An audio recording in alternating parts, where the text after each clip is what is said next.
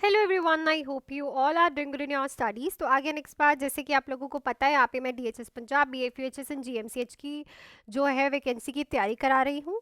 सो 170 questions मैं करवा चुकी हूँ, 171 क्वेश्चन आज हम करेंगे। एंड अगर कोई भी बच्चा बैचेस ज्वाइन करना चाहता है तो आप लोग इस नंबर पे कॉल या फिर मैसेज करके फुल थ्योरी बेसिक से एमसीक्यूज प्लस टेस्ट सीरीज़ के लिए बैच ज्वाइन कर सकते हैं।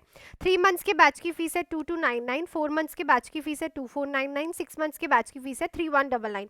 अकॉर्डिंग टू यू आपको लगता है कि आप कितने मंथ्स में मेरे साथ हर एक चीज़ को कंप्लीट कर लोगे, उस हिसाब से आप अपना बैच चूज करके ज्वाइन कर सकते हो और डीले मत करो। अगर आप लोगों को भी लाइक मैंने कल कैंडिडेट की वीडियो डाली थी प्रतिभा, जैसे ही अच्छा एक्सपीरियंस बच्चे अच्छे तरह से पेपर्स को क्लियर करना और एक अचीवमेंट चाहिए ना, तो पढ़ना पड़ेगा।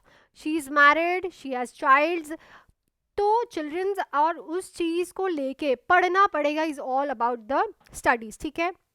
सो फेक प्रोमिसेस मैं नहीं करूंगी कि हाँ सिलेक्शन होगा ही होगा। अगर आप पढ़ोगे और मैं जो दे रही हूँ आपको, जो पढ़ा रही हूँ आपको, वो अच्छे से करोगे तभी सिलेक्शन होगा, ठीक है ना। तो मैं स्टार्स और नहीं दिखा रही आपको। सो इट्स जस्ट कि आप पढ़ो, ओके। चलो चलते हम अपने क्वेश्चन पे। पहला ही क्वेश्चन है, a patient with a Venus insufficiency is receiving discharge teaching with statement indicate correct understanding. तो पेशेंट के वीनस इनसफिशिएंसी है, मतलब कि वेन्स में प्रॉपर ब्लड सर्कुलेशन नहीं है, डिस्चार्ज टीचिंग ले रहा है। कौन सी स्टेटमेंट इंडिकेट करेगी कि बिल्कुल उसे अच्छे से समझ आ रहा है? I should elevate my legs with sitting, I should wear tight restrictive clothing, I should stand for long period to improve circulation, I should avoid compression stockings. तो यहाँ पे जो राइट ऑप्शन रहेगा कि I should elevate my legs when sitting. इससे क्या होगा कि पेशेंट का जो वीनस रिटर्न है वो प्रॉपर होगा और वहाँ पे क्लॉट्स फॉर्म होना या फिर ब्लड सर्कुलेशन का पुअर होना वो नहीं हो पाएगा। So this statement indicates correct understanding.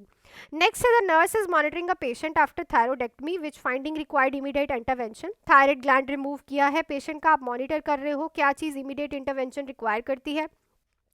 Hoarseness and sore throat, mild neck swelling, positive Trousseau sign, heart rate of 88 beats per minute. तो आंखें बंद करके ट्रूशर साइन पे टिक लगाओ, क्योंकि थायरोइडेक्टमी के दौरान अगर गलती से पैराथायराइड हार्मोन्स का रिमूवल हो गया है तो उन पैराथायराइड हार्मोन्स के रिमूवल की वजह से कैल्शियम लेवल्स डिप्लीट होंगे, जिससे पेशेंट में ट्रूशर साइन एंड चौवटिक साइन देखने को मिलेगा। दोनों साइंस में बहुत बार आपको इसी यूट्यूब चैनल पे करा चुकी हूँ, सो आप देख सकते हो प्रीवियस क्लासेस में।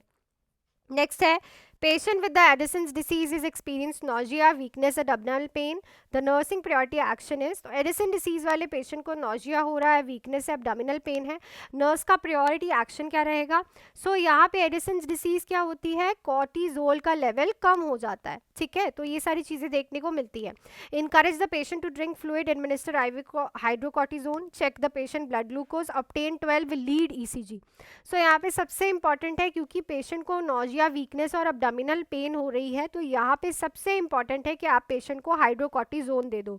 हाइड्रोकॉर्टिजोन क्या है? इज अ कॉर्टिजोल, क्योंकि पेशेंट की बॉडी में कॉर्टिजोल कम था, तो जब आपने उसे कॉर्टिजोल दे दिया तो ऑब्वियसली वो जो डेफिशिएंसी थी वो पूरी हुई और पेशेंट को सिम्टम से रिलीफ मिलेगा। नेक्स्ट है, the nurse is caring for a patient with severe cirrhosis who develop hepatic encephalopathy. What diet is most appropriate? Liver cirrhosis वाले पेशेंट को हिपैटिक इंसेफलोपैथी हुई है, डाइट कौन सी देखो? तो क्या होता है लिवर सिरोसिस वाले पेशेंट में, अब लिवर डैमेज है तो लिवर जो अमोनिया फॉर्म हुआ था ना उसको यूरिया में कन्वर्ट करके किडनी के थ्रू एक्सक्रीट करा देता है। पर यहाँ पे अब लिवर डैमेज है तो वो अमोनिया को यूरिया में कन्वर्ट कर ही नहीं पाता। अमोनिया गैस जो है वो बॉडी में इंक्रीज हो जाती है और वो फिर ब्रेन तक पहुंच के ब्रेन के सेल्स को डैमेज कर देती है, तो पेशेंट को हेपेटिक इंसेफलोपैथी हो जाती है। अब डाइट क्या दें? High protein, low protein, high fat, high protein, no dietary modification. तो मोस्ट अप्रोप्रिएटली हम लो प्रोटीन डाइट देंगे। क्यों देंगे भाई? क्योंकि अमाइनो एसिड्स जो है वो फॉर्म होते हैं, वहीं से अमोनिया फॉर्म होती है। अगर पेशेंट ज़्यादा प्रोटीन लेगा तो ज़्यादा अमोनिया बनेगी। नेक्स्ट है, patient with the Guillain Barre syndrome is experiencing positive weakness, which assessment is most critical. तो गुलियन बैरन सिंड्रोम वाले पेशेंट को बार बार वीकनेस हो रही है, प्रोग्रेसिव है, इंक्रीज हो रही है। मोस्ट क्रिटिकल असेसमेंट क्या है? Deep tendon reflux, pupil reaction to light, respiratory rate, efforts, blood pressure and heart rate.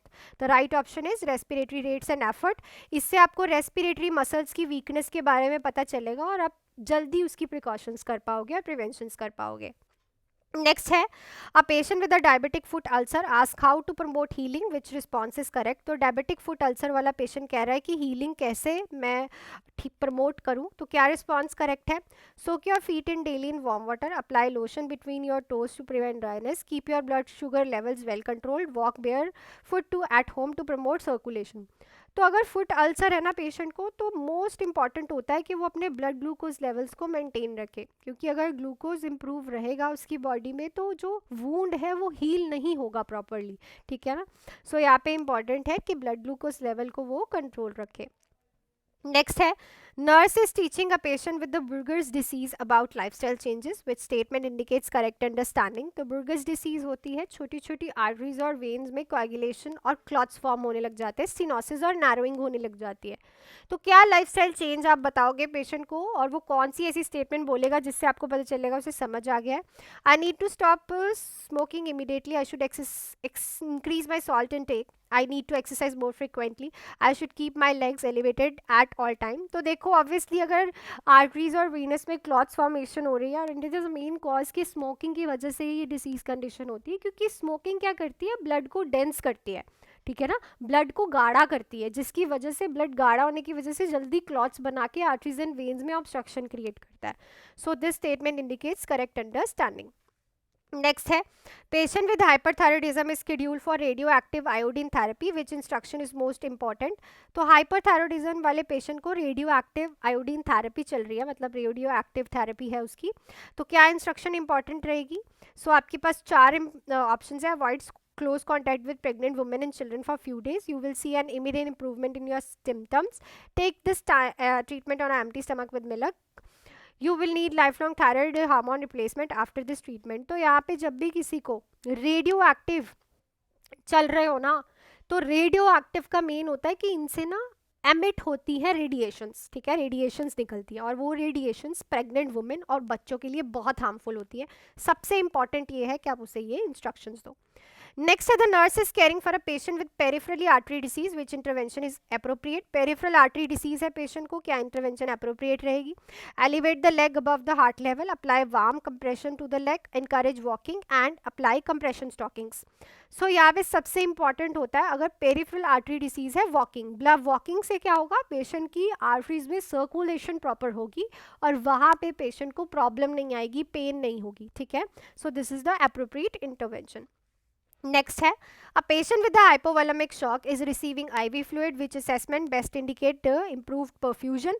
Hypovolemic shock वाले पेशेंट को आईवी फ्लूइड्स चल रहे हैं, मतलब फ्लूइड वॉल्यूम कम है, क्या असेसमेंट बताएगी कि जो आपने आईवी फ्लूइड चलाया है वो प्रॉपर इम्प्रूव कर रहा है? हार्ट रेट 110 आ रहा है, यूरिन आउटपुट 40 ml है, कैपिलरी फिल 5 सेकेंड है, सिस्टोलिक ब्लड प्रेशर 80 है। सो यहाँ पे राइट ऑप्शन रहेगा urine output 40 ml per hour, which means के प्रॉपरली पेशेंट को जो है वो यूरिन आ रहा है, विच शोज कि आईवी प्रॉपर चल रहा है। तो आज मैंने लास्ट क्वेश्चन आपको खुद ही करवा दिया है, फ्लो में काफ़ी बार करवा देती हूँ।